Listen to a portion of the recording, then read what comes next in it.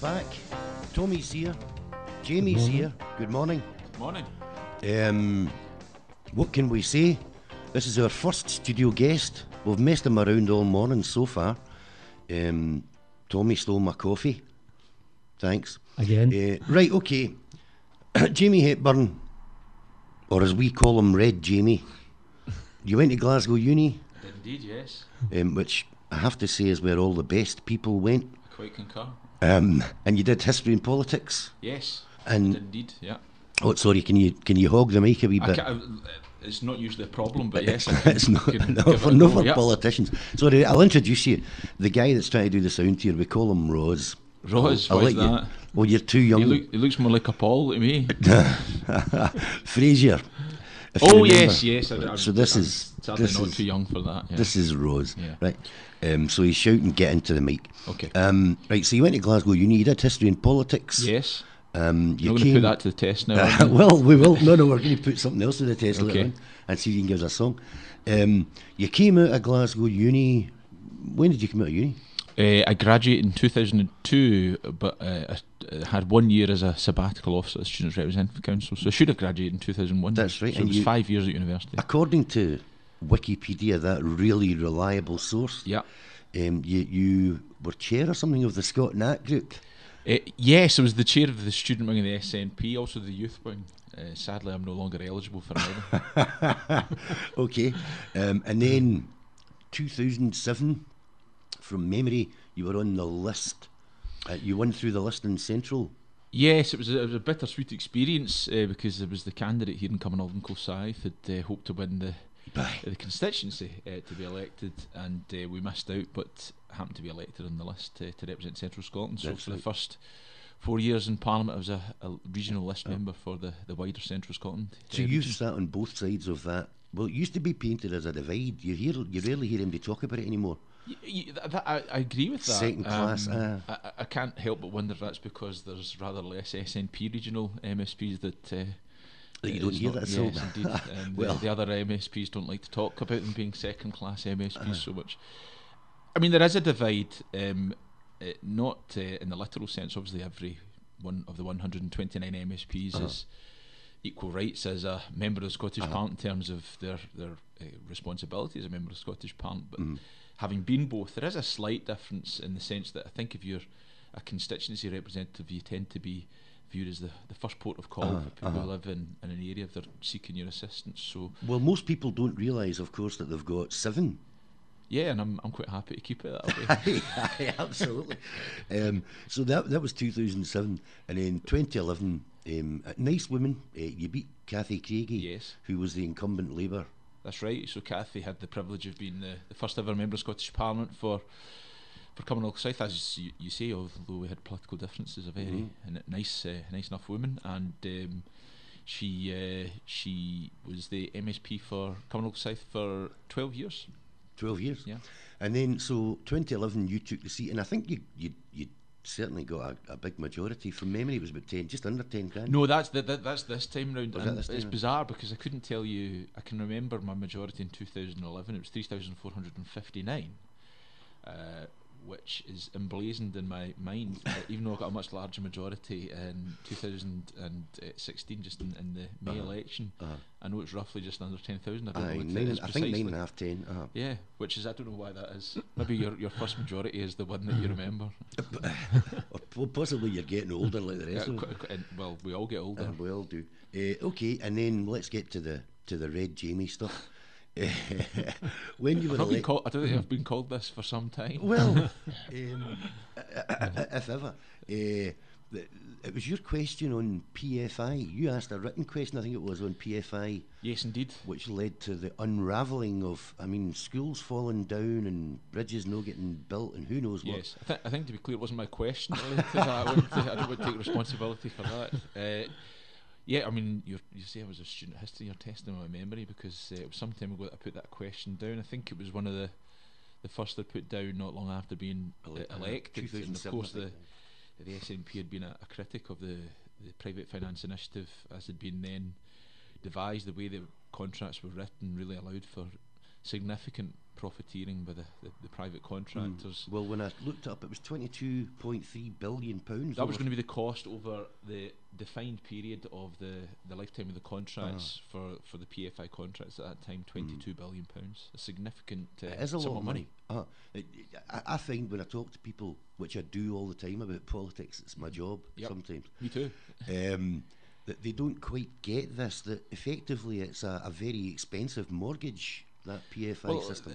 That's right. So if you look at the model the Scottish Government's adopted now, the Scottish Futures Trust, the critical difference, essentially, to put it in a nutshell, the difference there is that the contractors aren't allowed to repackage it, sell things on and make great profit out of it, and the other critical difference as well is that the assets aren't directly managed by the private company, and they come back into public ownership immediately, which I think is one of the big difficulties with PFI, and we see that locally with some of the schools that were built with PFI, is that it can be very difficult for community organisations to access them. Aye, that's right. And there were problems in Glasgow over provision of facilities within computers and so forth. Yeah, there's been all sorts of ridiculous. Some of the contracts allowed the contractor to charge something like £50 for changing a light bulb, that kind of thing. It's ridiculous. Yeah. And then you were involved again, I think 2007-ish. I'm trying to remember back, the big blockade. Yes. You went to Fast Lane with a banner. I don't think I took a banner. Did you not? You should have. There were banners there. Right. Yeah, well, that was that might be on my Wikipedia page. I don't know. I don't actually read it too often, to be honest with you. I thought politicians employed QILs to go through. You get into all sorts of bother if you do that kind of thing. Aye. You know, you get found out. As a few we'll not go there, I know. So, you know, that was after I was elected. I'd previously gone along to these things before I was an elected representative. They don't seem to do them as often as they used to. I think they were quite an effective way of highlighting the issue around what I view as the obscenity, the immorality, and the futility of nuclear weapons. Well, that was very deep. You're right. I don't disagree with you at all. Tommy's not getting a word in, and he's the rampant anti-Trident chappie, aren't you? Yeah. Hello, Tommy. You're here as well. I have to say a yes to that. Yeah. I don't see Trident as anything that Scotland should have anything to do with. You know, the majority of people in this country do not approve of Trident, and I do believe that the MOD said it couldn't be sited at Portsmouth because it was too close to a major population centre. However, 20 minutes drive from Glasgow, in the most densely populated area in Scotland, we have the Faslane base and Coolport. Well, I'm actually, if I'm honest, Jamie might, I presume you will know this because you did history at Glasgow. Don't make such a presumption. But actually, evidently, it was Truman. Did you read? I'm teaching a thing on the Cold War this year, and I'm becoming an expert. Okay. And when they were talking about siting nuclear Polaris missiles and stuff, subs, it was Truman who insisted. The government evidently offered, that was Clement Attlee, had offered a site either on one of the islands or in the extreme north. And Truman insisted that he wanted, I swear, the reason it's in Fast Lane is he wanted it within kicking distance of a city so that his GIs could have somewhere to go on a night out. Well, you are putting my history to the test. I think the Trident based in the location of the so-called independent UK nuclear deterrent came a little later than that. So obviously the first location of nuclear deterrent in UK waters were American fleet, over at I was conflating issues there. But I have no knowledge to say whether or not that's true. Right. Well, we'd need to find an old GI and see whether or not they enjoyed the nightlife in Glasgow. I think it was Gaddon's book, so he is regarded as pro-American. It's not one I've read, so no, I'll take your word for it. And then lastly, can I just say something else about Trident, incidentally? That the new generation of nuclear weapons that the UK government seem intent on pressing ahead with will not be part of the non-proliferation treaty. They won't be covered by that. So this is a new generation of nuclear weapons that there will be no treaty on. Because they're a replacement? Yeah, because they're a replacement. Now, that particular treaty was signed back in the 1960s and was supposed to lead to the complete disarmament of nuclear weapons. And here we are half a century later, and they're still talking about renewing these weapons. Yep.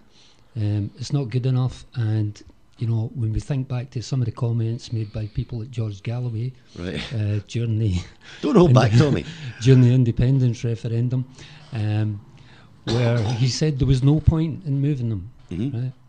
Now, that from a man who got himself very publicly arrested at Faz Lane, in my view, is a bit hypocritical.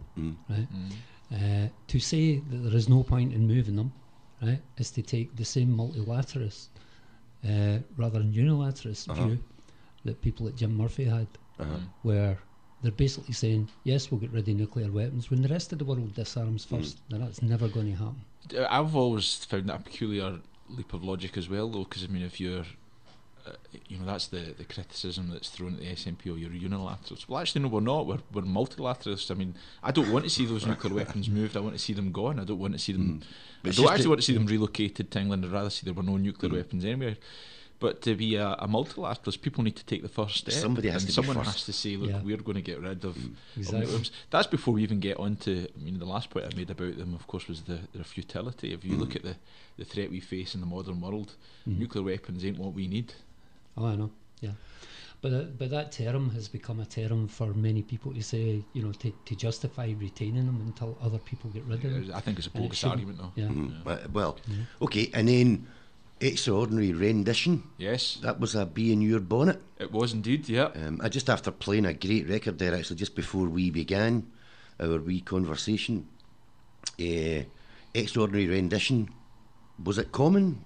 Do you think, how many do you think ended up? Oh, I mean, I think it's impossible to say. I think there's a substantial weight of evidence to demonstrate it did happen. There's some evidence to suggest that Scottish airports were used, albeit it's never been conclusively proven. This was an area that I was trying to probe and find further information on at the time, some years ago now. And to be fair to Strathclyde Police at that time, they were saying, well, unless anyone can provide us prima facie evidence, that something's happened, it's very difficult for them to investigate, which I would accept. But obviously the allegations still remain, even though it's many years later, still remain very concerning. They do, and it does actually highlight lots of relevant issues.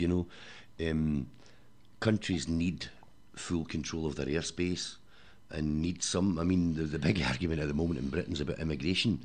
It seems that some people can be brought in and out of the country at the whim of. Well, I suppose it was facilitated by various international treaties, so there are obviously reciprocal arrangements between various states about access to and from airports for a variety of purposes, which I wouldn't argue is illegitimate, but I certainly think utilising it for this purpose was not what those treaties were intended for, and wasn't illegitimate. No, that's right. And if I'm honest, as a voter, I'm a voter like anybody else. I think it's perfectly legit for the voters to expect their elected representatives to be able to oversee that type of operation. Yeah, that's where we get legitimacy from. Yeah, to be quite frank. No, indeed. I mean, we're not making a constitutional issue. No. Of course, I would observe that this is still aviation, civil or military, is still reserved to the UK. It's a famous UK reserved matter issue. Indeed. Okay, and then Tommy has a question. We're going to play a tune in a wee minute for technical reasons, because Rose wants to put the kettle on, or I don't know. That's fine, I'll have another cup of tea then. But a hell of a mocha, thanks. But Tommy's got a question, something to do with the military. Was it Ruth Davidson? Well, we'll play the record quick. It's the first of two questions about some of the opposition parties, really. And we've all seen the photographs, Now I've been to the Scottish Parliament, and I know what the parking's like round about there. I mean, it's pretty difficult to get parked near the Scottish Parliament. Yeah, that's why I take the train. Is it right? Oh, how green! And what I was wondering is, can you tell me where Ruth Davidson parks her tank? Ruth and I haven't spoken about this, but she certainly never parked them on my lawn. Oh, very nice. Yes, okay. Are we there, or have you got 2 minutes? Have we got 2 minutes left? We've got a second question. Go for it, Tommy. I remember Roz used to speak in the show. Roz does Paul speak doesn't even have a microphone here. I don't think it's very fair. We're trying to pretend that we've got that whole glass booth thing that Fraser had on the telly. Well, I wasn't going to let anyone in on the secret to say that they didn't. Right, Tommy, you've got question number 2, which I like. I prefer question number 2 to question number 1. Question number 2, well, it really concerns the third party in Scotland, who the leader made a suggestion not so very long ago that Scotland should have the equivalent of the unelected House of Lords, in effect a second chamber. You know, and obviously you can see the benefit to certain parties of having an unelected chamber. But well, if you can't win elections, then it's probably here. You're starting right. What do you think about that, Jamie? Do you think that we should have a second chamber in Scotland? I don't think it's absolutely necessary. Certainly, I think it's something that I'd be quite willing to see debate around. There are obviously many legislatures around the world that have one chamber, and then there are many that have 2. Certainly, my perspective though would be the bottom line would always be whether it's one chamber, a unicameral parliament or legislature, or a bicameral two chamber legislature, that both should be elected. All parliamentarians should be elected, is my perspective. So I don't really know where Kezia gets this from, you know, because I've talked to a lot of people about this, you know, and it just doesn't seem like a hot topic in Scotland. It doesn't seem to me like the people of Scotland want a second chamber. Tommy, you'll not be surprised to know I spend a lot of my time knocking on doors, speaking to folk, and it's never come up on the doorstep. Well, it's never come up. It does strike me as a bit ironic that nationally UK Labour's policy is to abolish the House of Lords. Well, yeah. When they have been in government a number of times and not done it, I would point out. It's been policy since Keir Hardie was an altar boy. Indeed. But was Keir Hardie an altar boy? Well, do you know, it just dawned on me. He may not have been an altar boy. He doesn't strike me as the type who would have been an altar boy. No, he might not have been an altar boy because he grew up in Cumbernauld. So he may not have been. But he was a boy. Yeah. And it is ironic that maybe the Scottish Labour leader's talking about establishing some kind of unelected second chamber. As you say, I've got no problem with a second chamber, although you come into all those issues about competency and mandates. I mean, if you're asking my opinion right now, I don't think a second chamber, elected or unelected, is a necessity, but certainly it's something that you need some provision for revision in the second chamber. We have that just now. I mean, the Scottish Parliament Committee system gets a rough time and much criticism, I think, very unfairly. I think we have a very effective system. I think most of the time it works. Absolutely, yeah, of course, without any controversy. No, indeed. But you're always sometimes controversy is contrived, of course. Sometimes it's contrived. Sometimes it's necessary. Yeah. Sometimes you need a shouting match before you know what's the right thing to do. Well, sure. To be quite frank. Sure. And it's a great shame that in British politics at the moment the shouting matches are all about things that we shouldn't be shouting. Yeah. People are shouting about Polish people and foreigners and all the rest. And nobody seems to give a damn about cuts to disabled people or, it is a great shame that. I'm waiting for Rose to wind me up. Okay, we're going to play a tune now because Paul or Rose, take your pick, has something to do which I hope is putting the kettle on. And this is for all those people who are thinking about going to the bookies to put a bet on for the big game today. This is the sensational Alec Harvey band. Good link. Sometimes I almost sound like a DJ. It's a pity the guy that's pushing the buttons is rubbish.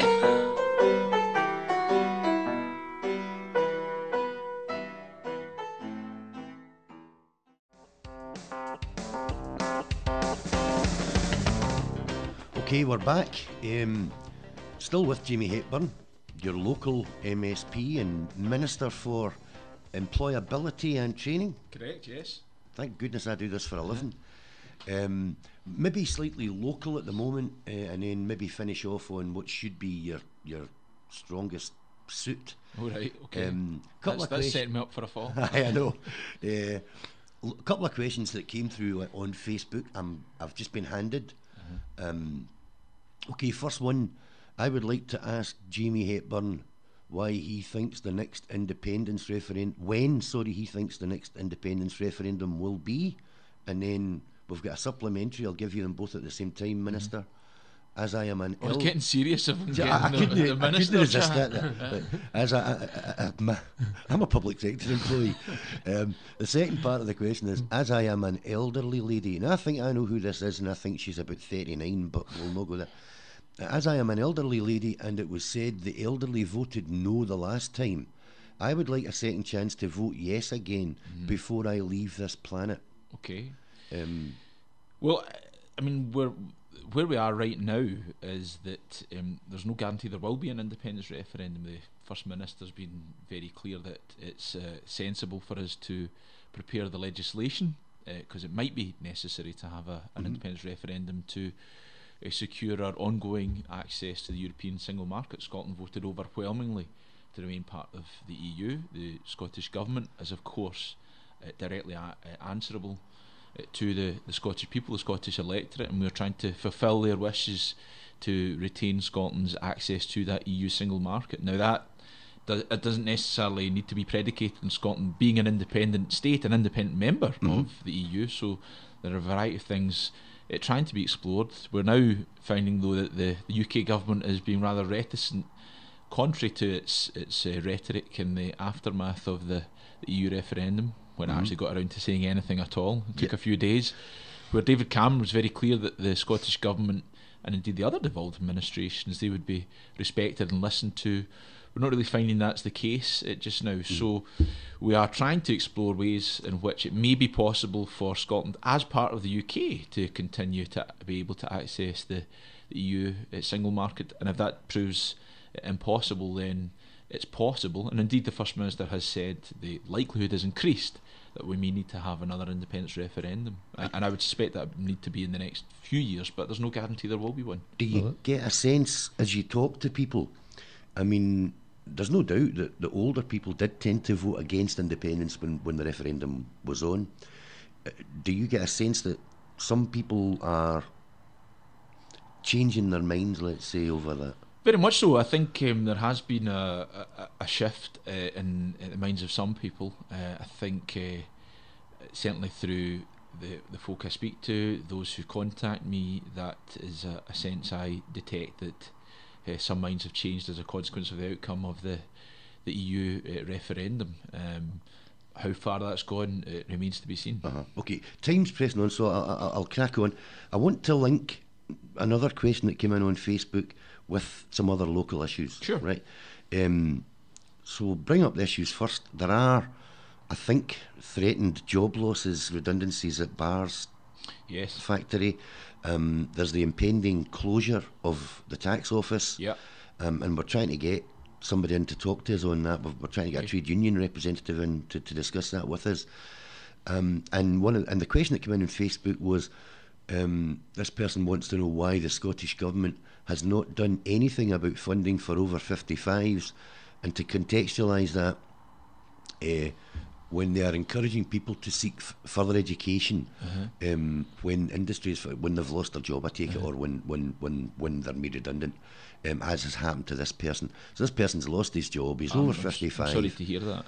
In the first instance, clearly it's very difficult to say to any individual who might be going through a very difficult time, having been made redundant, not necessarily being able to access other forms of support. I would dispute the suggestion that the Scottish Government doesn't do anything in such circumstances. So the immediate response would be to put in a place where there's a major set of redundancies or job losses in an individual site through an individual company. The first thing, of course, it would do is offer to send in its partnership action for continuing employment, which happened team, which happens over in Motherwell. It happened in Motherwell through the steelworks. The other thing, of course, that's a very pertinent example. We've seen others in terms of Ferguson's shipyard, which is now thriving, actually. That indeed, the Ferguson's has secured a range of work, some of it directly from the Scottish Government's own procurement. So the other thing, of course, we'll do is we'll take measures to try and ensure those redundancies don't take place by securing the ongoing viability of those sites. And beyond that, there are a range of training initiatives and opportunities. So I don't know who this individual is, but I'm sorry to hear their circumstances. If they were to contact me directly in my role as local MSP, which incidentally they're certainly very welcome to do, I would be encouraging them to make contact with Skills Development Scotland, which is the Scottish Government's agency for providing upskilling training opportunities, and they could help direct them into various sources of support. Yep. Or they could, God forbid, they could always go back to college or something. They could indeed, yes. And quite a number of people do that indeed. as mature students. Yep. Well, I believe Skills Development Scotland have an office at the local college at the campus. Right. I believe that is the case. Okay. How do you know that, Tommy? Right. Okay. We'll move on and maybe just. I think there's a big headline that we've mentioned already: the second independence referendum. And everything else really seems to relate to that. So, if you don't mind, because time is pressing, I'll just highlight some of the stuff that's in the papers. Some of it will make me laugh because I can't help it. The Observer is splashing on its front page today. The British Banking Association say that the banks will be off by 2017, that they're off to Europe. And it sounds worse than the allegations that were made in 2014. It's more than blue plaques that are getting moved, from what I can gather. Their CEO, Anthony Brown, is quoted as saying that the, quote, the public and political debate at the moment is taking us in the wrong direction. So I presume he means bad for banking. Well, Thank goodness we've got manufacturing to fall back on. Yeah, if I could just say to that as well, there was a story going about that the UK government is looking at London being, having, let's say, having special treatment to remain within the single market. Well, there's that, and the banking passports. Yep. But I noticed that in conversation, who's saying that, Scotland on Sunday, have got a story that in talks with Michael Russell. He's Mike Russell when he wrote in the Herald, and now he's Michael. I still call him Mike. Mr. Russell. No, I don't call him that. You don't call him that. David Davis has ruled out a Scottish Brexit deal. Yeah. But you're right, Tommy, there seems to be talk of some special deal either for the banking industry. I even saw one which I thought was ludicrous, suggesting that places like Sunderland, where they've got that huge Nissan plant, that we could have some kind of Mexican. Did you see this? Yeah, there seems to be special deals on the table for a whole host of interest, except for Scotland, for the Scottish interest, which seems peculiar because there's talk of London getting some form of deal predicated on the fact that they voted to remain in the EU. Well, so did Scotland. So I would refer back to what I said earlier. It seems sensible to me that Scotland has to be part of the equation, and the UK government would do well to respect the mandate the Scottish people gave the Scottish government, and indeed it gave them. The mandate was not to seek the removal of Scotland's access to the EU single market. In terms of the banking sector, I recognise and understand there's a lot of scepticism about that particular sector in terms of some of the behaviours we saw in the run up to the financial downturn. I certainly think greater measures could have been taken in the interim to demand a little more in terms of the public investment that was put into the banks. Absolutely, a bit more return for that. And saying that was something I was looking at before I was appointed to government, but it was actually the then Labour government got a response from Alistair Darling, which suggested they weren't interested in taking such steps. But anyway, putting that to one side, I do think we need to recognise that the financial sector, not just in London but also here in Scotland, is a big employer. So this is just caught up in the burach that is the EU referendum generally, and whilst I don't think anyone wants to be held hostage by any particular industry, I think we certainly need to listen to what those voices are saying and respond to any concerns that are being raised. Well, absolutely. And then linked to that on a whole, we'll just take them all together.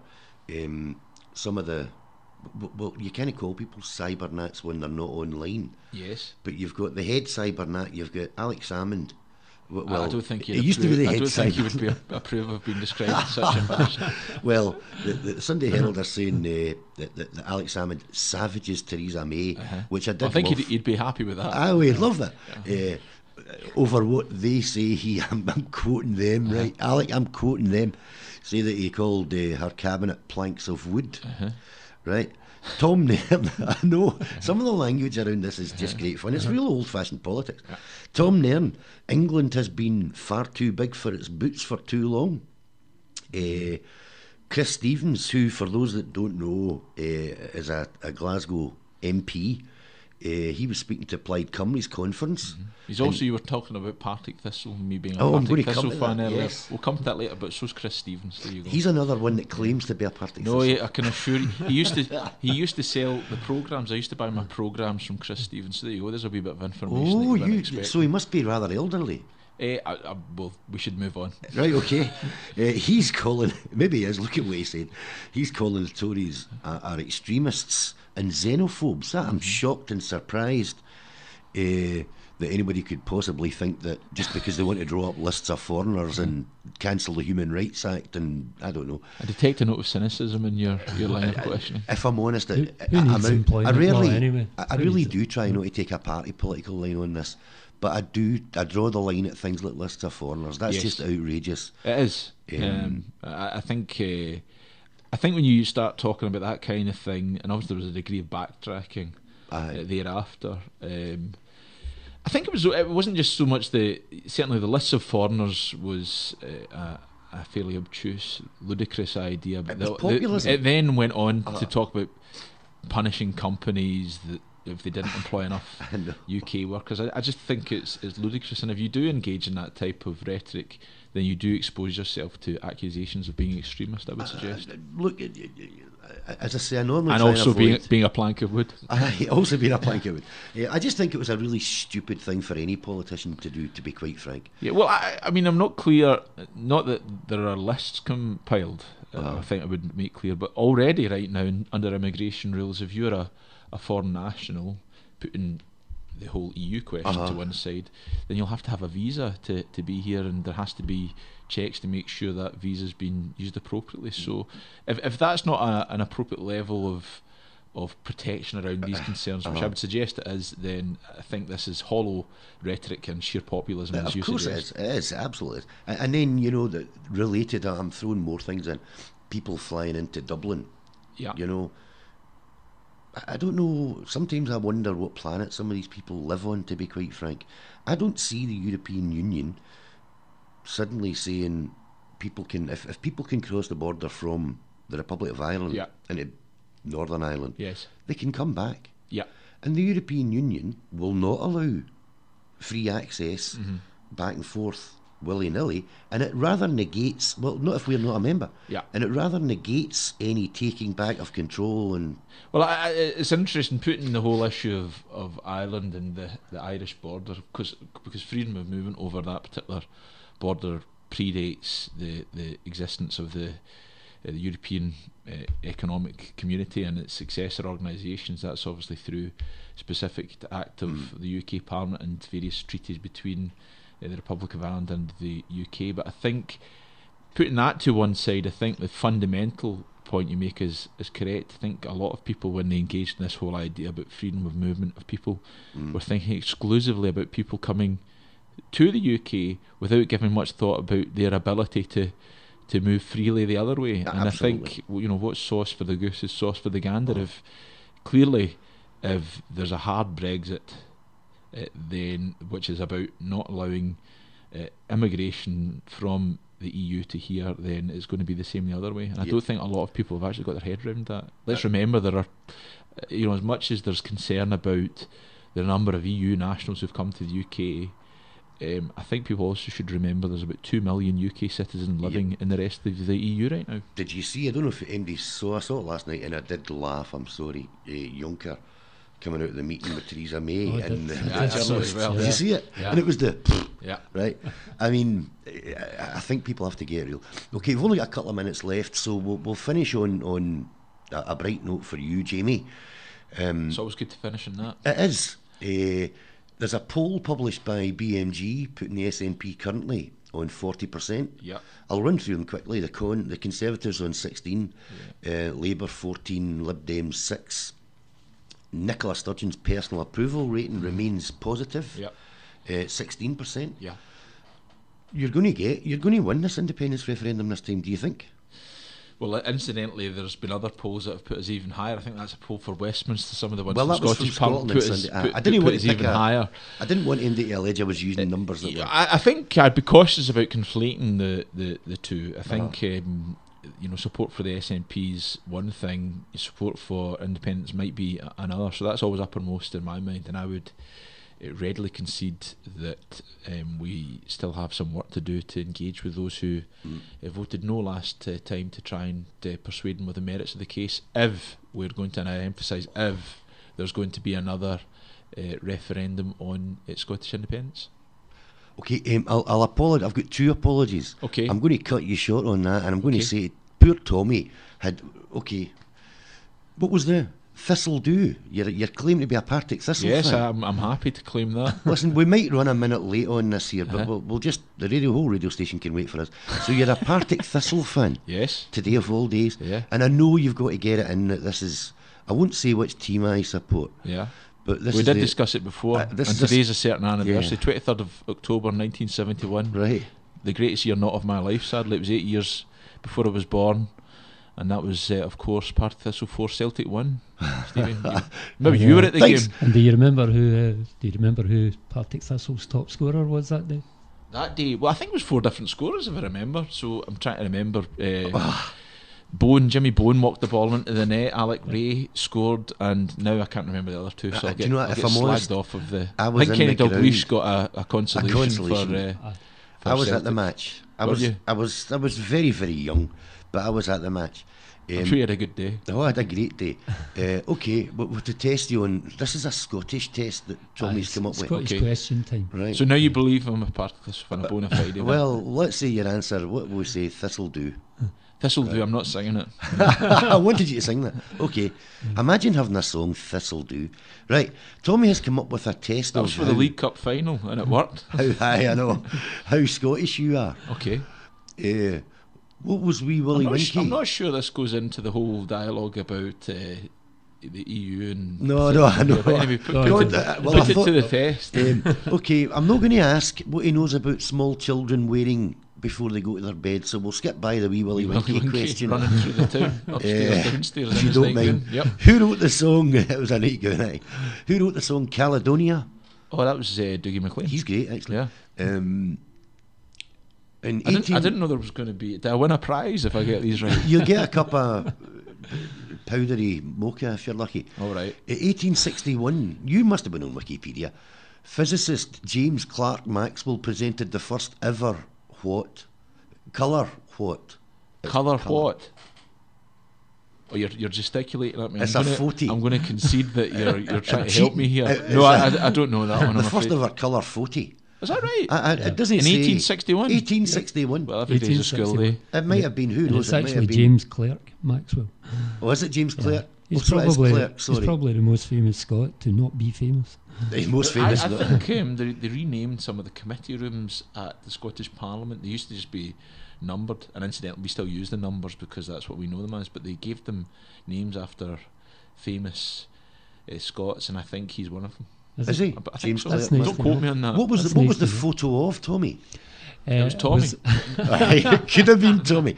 Okay, look, we'll leave it. I've got two things to say. First of all, never let a man walk out the door without getting some kind of deal. I'm assuming you'll be happy to come back. Never. Yes, no, I'd be delighted. I would like to organise a kind of round table chat. We'll try and get an independence referendum, assuming that the consultation works out and assuming that there's going to be some kind of referendum campaign. Yep. Maybe you'll come back and champion your cause. Yep. I'd like to thank you for coming in. You've been the first studio guest. You've been very gentle with us. You answered all. I can't say the same for you. I know. You were game, and I'm grateful for that. Because I don't claim to be Dave Lee Travis. But there we are. Tommy, it was good to see you. We never get the chance to give you a hard time really over your clannish, Scott, and that newspaper selections as we usually do, but we'll Do do it that. next time. That was my bad joke that I never got in, was Jamie was on the left wing, but the SNP don't have wings, they have clans. That is a bad joke. I know. We'll thank Paul or Roz very much for his technical skills and for sticking on a record at the last second with no advance notice and nearly getting it to work on time. And we'll tune out as ever with the best, the only bit of rap that I like, which is Gil Scott Hearn. And the referendum will not be televised. Okay, it was a real pleasure. Enjoy the game if you're going to it, or if you're watching it, unless your name's George Stirling. Don't you enjoy it, George. And we'll catch you again next Sunday. Okay, thanks very much for tuning in. Hit the button, Paul.